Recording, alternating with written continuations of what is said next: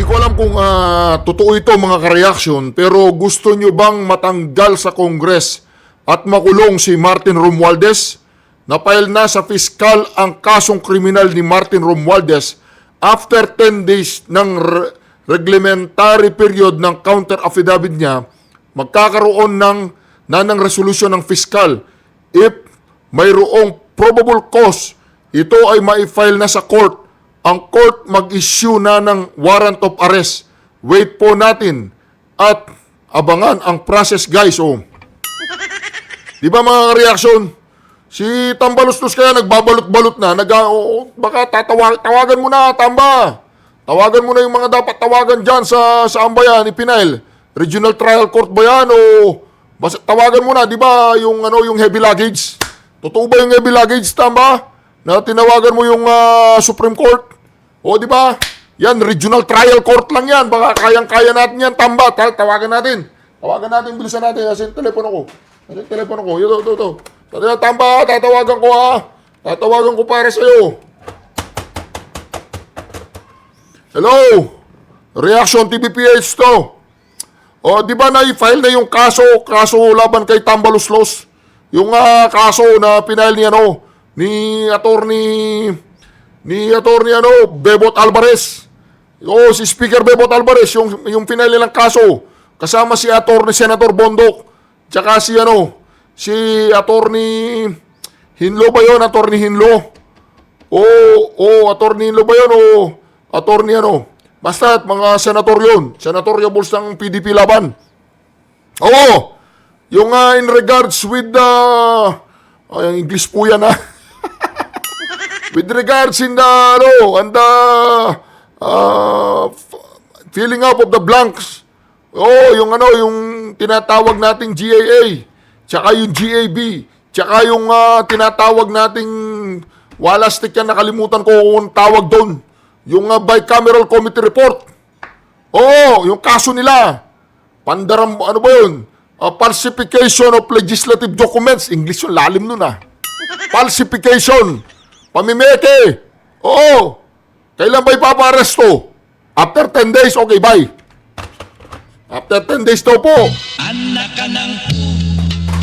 Kaya mga ka-reaction dito, makikita po natin dito, kung kaya niyang impluwensyan, di umano, kung totoo man ay na-impluwensyan niya ang Supreme Court, kaya niyang impluwensyan ito, di ba, pag galit sa'yo yung Regional Trial Court, talagang aresto ka dyan. Di ba? Meron ba silang immunity? During session, hindi sila pwedeng arestuin. Pero ngayon, pwede silang arestuin. Wala session eh. Di ba itong, dapat bang ipa-aresto to? Unbailable yan eh, di ba? Di ba dapat unbailable yan? Ngayon, di ba sigaw tayo, arestuhin! Arestuhin! Arestuhin! Arestuhin! Di ba? Para tayong mga siraulong mga komunista na nasa daan. Aresto! Naghahanap po ako ng mumurahing computer. Para makapag-upgrade ako. Biglang lumitaw. Anyway, mga ka-reaction, ito na. Pag-usapan naman natin yung mga ka-reaction, ha? Pag-usapan naman natin tong issue na to, mga ka-reaction. Itong issue na to, ito. Yung walang utang na loob. Akong isang tanong, pasensya na kayo, kailangan ko itanong to. Kung meron man pong isang bagay na sa inyong tingin ay tinatanaw nyo ng utang na loob sa Pangulo, sa Presidente, o sa pamahalaan na ito, ano po yun? Kung meron man, Well, yung kanyang sa personal o sa politika? Personal po, personal. Siyempre, pinakamalaking ginawa niya para sa amin, yung paglibing ng aking ama sa libingan ng mga bayani. Yun ang pinaka-importante para sa amin, para sa pamilyang Marcos, siyempre, at matagal na namin ipinaglaban yan At ngayon pa lang, kahit na yung ibang presidente na nakaraan, kahit sa tinuturing nga namin kaibigan, at sinasabi, gusto nilang gawin, o papayag sila, si President Duterte lang talagang ang nanindigan dun sa kanyang unang salita na dahil nasa batas siya, nasa rules yan, dapat dapat malibing si Marcos sa libingan ng mga bayani na hindi habang sa kasaysayan ng pamilyang Marcos, di na namin makakalimutan yan. Kumbaga siya lang yun nangako sa inyo na Kumbaga siya lang yun nangako sa inyo na tinupad, sabi po ni Katunyeta. O, di ba? Namo. Di po ba mga kareaksyon? Ganyan po mga kareaksyon ng mga tao. Ang mga taong, alam nyo, dito sa Mayo, dito sa pagdating po ng May, pagbabayarin po natin yung taong yan. Yung mga boto po natin, yung mga boto natin, dyan natin siya pababayarin sa ginagawa nilang yan sa mga Duterte. Pababayarin natin siya. Yung mga ano, di ba, nilalangaw yung kanilang mga rally. Walang nanonood sa social media. Walang nanonood. Mas gusto pa nila panoorin yung ABS-CBN, yung mga balita nila na minsan tama, minsan mali. Di ba? O ito, ganyan din yan mga kareaksyon. Itong Bobong Marcos na to, nagka-amnesia na. Ha? Sabi mo, meron kang tatanawin mo ng utang na loob. Ayan o, pakinggan po natin ha. Meron akong isang tanong, pasensya na kayo, kailangan ko itanong to.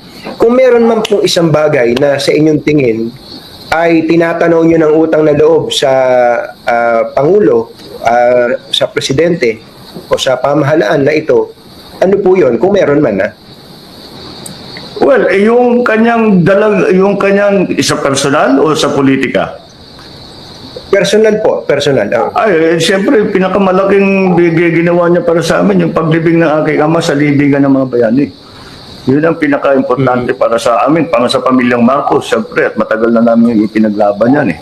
At ngayon pa lang, kahit na yung ibang presidente na nakaraan, kahit tinuturing nga namin kaibigan, at sinasabi, gusto nilang gawin, o papayag sila, si President Duterte lang talagang ang nanindigan dun sa kanyang unang salita na dahil nasa batas siya, nasa rules yan, dapat dapat malibing si Marcos sa libingan ng mga bayani na hindi habang sa kasaysayan ng pamilyang Marcos, di na namin makakalimutan yan. Kumbaga siya lang yun nangako sa inyo na Kumbaga siya lang yun na nangako sa inyo na tinupad niya. Diba, Bobong Marcos, naalala mo yun? Hindi, pakipadala nga kay Bobong Marcos itong video na to, naalala mo yun? Yung nagpapasalamat ka sa Pangulong Duterte dahil sa paglilibing ng tatay mo doon sa libingan ng mga bayani. Yung diktador, yung tatay mong diktador. Yung pinatalsik natin, ng buong Pilipinas.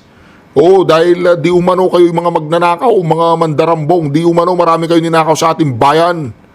Ngayon, nakalimutan mo na lahat yun, Bobong Marcos. Ha? Ngayon, kung matuligsa mo ang Pangulong Duterte, kung mabanat mo si BP Sara, gusto ninyo, gawin nyo lahat ang gusto nyo dyan. Hindi nakikibu yung mga Duterte. Yung PI ninyo, mga PI kayo.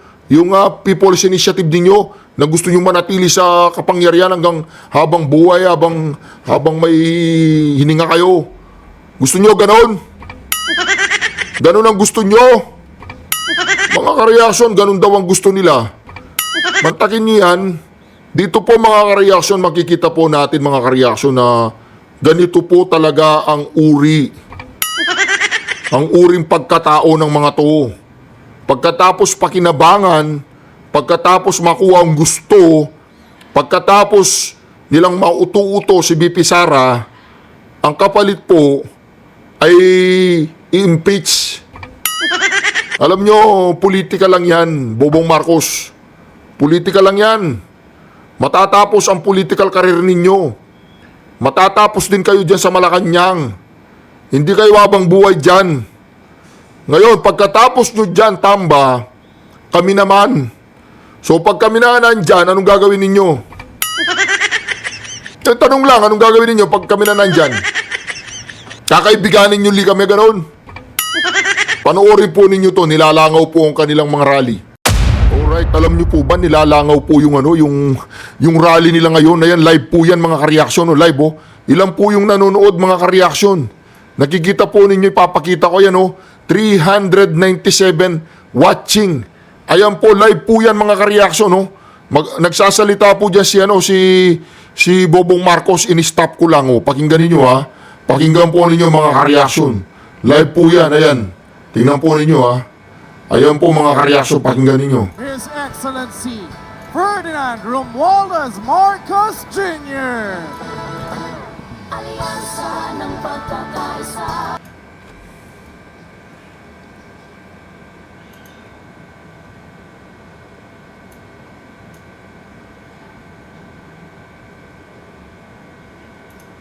Mga ka-reaction, magsasalita po dyan si Bobong Marcos. Ngayon mga ka-reaction, makikita po ninyo, ayan o, medyo tumaas yung watching. 1 oras na po yan, live po yan ha. Binablog ko po ito live ngayon, live. Naka-live po sila ngayon. Nasa Davao po sila, Davao del Norte. Nasa Davao del Norte po sila. Alam po ba ninyo na 69 minutes na, mahigit 1 oras na po, ang nanonood pa lang 437. 437 pa lang ang nanonood. Ayan o, naka-live po sila. Maniwala po kayo sa akin. Nilalangaw po ang kanilang mga rally, mga ka-reaction. Ayan po, tignan po natin yung ibang channel ha. Tingnan po natin yung ibang channel mga ka-reaction para makita ninyo. Ayan po mga ka-reaction, sa Rappler meron po silang 3,800 watching. Sa RTBM meron lamang po silang 500. Ayan po mga ka-reaction ha, hanapin pa natin ang kanilang mga live. Nilalangaw po, doon po sa 1PH, 15 lang po ang nanonood mga ka-reaction. 15 lang. Ayan o, dito po sa may Frontline News Everywhere, 1,500. Dito po mga ka-reaction, ay hindi po rally yan, yung 33,000. TV Patrol po yan, balita po yan, hindi rally yan. Hindi rally. Ayan po mga ka-reaction. Dito sa Banat Boy, 67 lamang po ang nanonood. Dito po sa Pambansang Loyal, ayan, 709 lang. Rally ng team, sinusuka. Oh. Ayan po mga ka-reaction, napakakaunti po ng nanonood. Go Philippines, yan po isang pinoponduhan siguro yan nila, 2,400 lang. Sa may Delta Broadcasting System, 2,000. Wala pong nanonood mga ka-reaction. Wala, ABS-CBN hindi siya nag-live. Hindi siya nag-live sa kanilang hindi ko alam, hindi ko nakikita. Wala na naka-live mga ka-reaction. Dito mga ka-reaction dito po sa may TV5 yata to mga ka-reaction, TV5. Kung hindi ako magkakamali mga ka-reaction, ayan nagsasalita si Bobong Marcos. 70 minutes na po mga ka-reaction, 450 pa lang ang nanonood. 450 pa lang po ang nanonood mga ka-reaction. Talaga pong mga ka-reaction nakakaawa po. Sino pong nakakaawa ngayon? Pinipilit po nilang i-share ang kanilang live.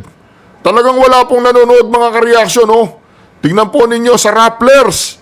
Rappler na po yan 3,000 lang ang nanonood. Sa RTB ang 504. Ayan po mga ka-reaction. Wala talagang nanonood. Rappler, 3,000 lang po nanonood. Ayan sa may RTB ang 504. Nilalangaw po talaga. Ayan sa may 1PH 15 lamang. Sa Frontline 1,500 lamang.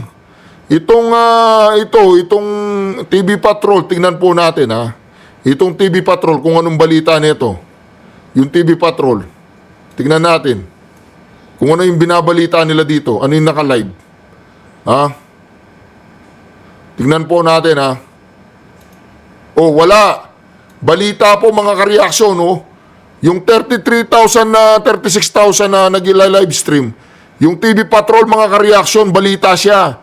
Hindi siya rally. So ibig sabihin yung TV Patrol, wala po siyang, hindi po niya yung rally kasi walang nanonood mga ka-reaction. Kawawa po, sinong kawawa ngayon, Bobong Marcos? Sinong kawawa? Ayan po mga ka-reaction, nakikita po ninyo yan. Yan po yung live ngayon live 1,500, 1,400 sa RTBM, medyo umangat na. Ayan po mga ka-reaction. Sa DZRH 403. O yung kapamilya 55,000 na yan, ano po yan? Hindi po rally yan. Hindi rally yan. Ayan, pinlay ko na yan, hindi po rally yan. Wala po mga ka-reaction, walang nanonood sa kanila. Mantakin mo yan, o yan o, 77 lang dyan. Yung Mar Let's Go, yung Rappler 3,800 talagang ayaw pong umangat. Yung sa News 5 Everywhere 420. Wala po talagang nanonood mga ka-reaction sa kanilang mga rally. Wala po. At ito pong pag-uusapan natin ngayon mga ka-reaction. So ito po yung pag-uusapan natin ngayon mga ka-reaction ha. Ito po yung addendum for security deployment during Code 1 visit Davao del Norte ha. Ayan po mga ka-reaction. Ayan o, nakakatawa po dyan. This pertains to the additional security requirements to implemented during the arrival of President of the Republic of the Philippines, His Excellency. Ayan po, generate and issue order to the 55 PNP personnel to be generated from the DCPO-RSF to be deployed at Carmen Municipal Ground, Barangay Ising, Carmen Davao del Norte under the operation control of Presidential Security Command. Alam po ba ninyo yung 55? Marami-rami po yan, 55 po yan. All detailed PNP personnel must wear civilian attire with touch of red without firearms and must assemble at DCPO parade grounds for accounting by duty as February 15, 2025. Naku po, ayan po mga ka-reaction. All detained PNP personnel must wear civilian attire with touch of red. Wala na kasing umaaten sa kanilang mga rally. Ngayon ang mga pulis, gusto nila magsuot ng puting damit na may konting pula. At ang utos pa po mga ka-reaction ito po ang matindi dyan. Without firearms. Ginawa pong rallyista ang mga pulis ay ginawa nga mga attendee. Ginawa po nilang mga mag-a-attend sa rally. Without firearms. Paano mo po protektahan ang isang presidente nang wala kang baril? Ay hindi ko po alam Baka may mga superpowers ito.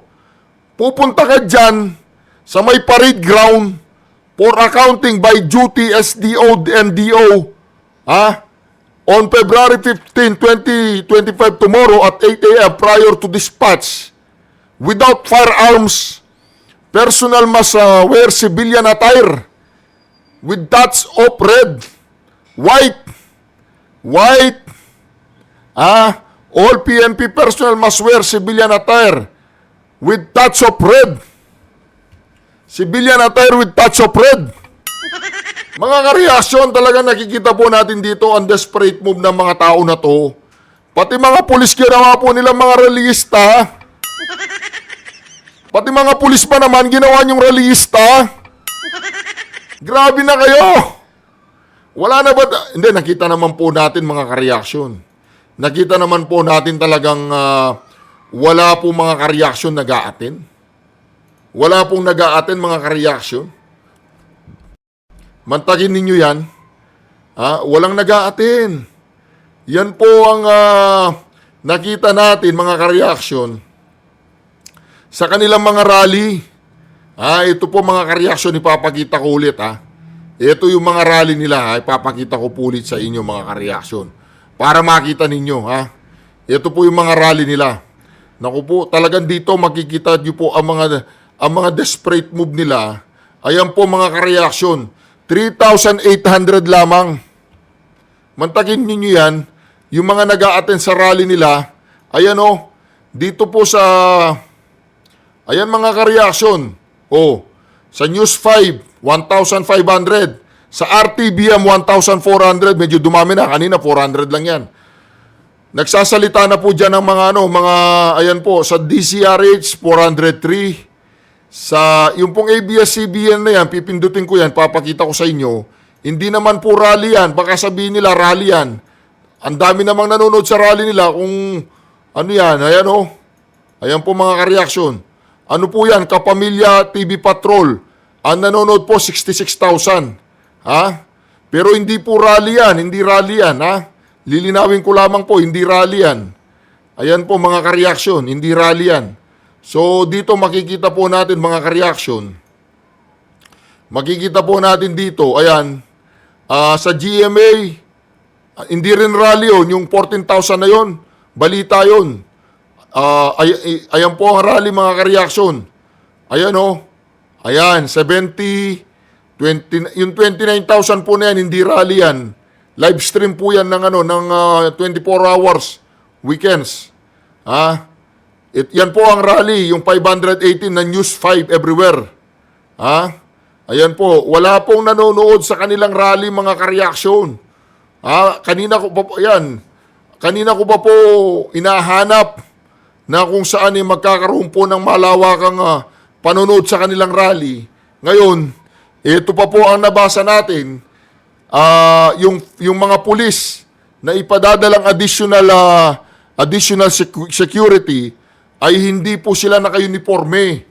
Pinasosuot po silang civilian attire with touch of red. With touch of red talaga. Grabe Grabe yan. Ano pong masasabi nyo mga ka-reaction na mga pulis, pinapupunta po sila dyan sa parade ground na kung saan magaganap yung rally ay magsusuot po sila ng kulay red.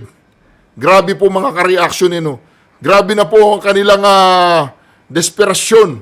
Pati yung mga pulis na to, nagpapagamit ba kayo?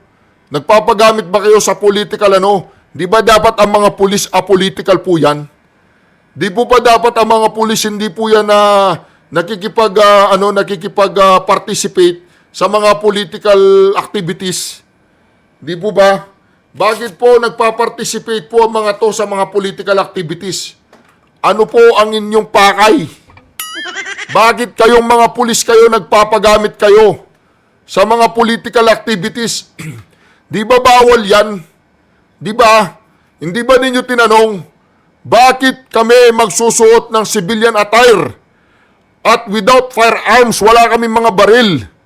Paano namin mapoprotektahan ng presidente? Ano ang dahilan? Bakit nandyan kami? Di ba? Hindi ba ninyo tinanong yan? Mga pulis kayo. Di ba? Di ba dapat kung kayo ay mga pulis, dapat nasa uniforme kayo, may mga baril kayo, para ma-intimidate kung sino man ang merong masamang balakin sa ating presidente.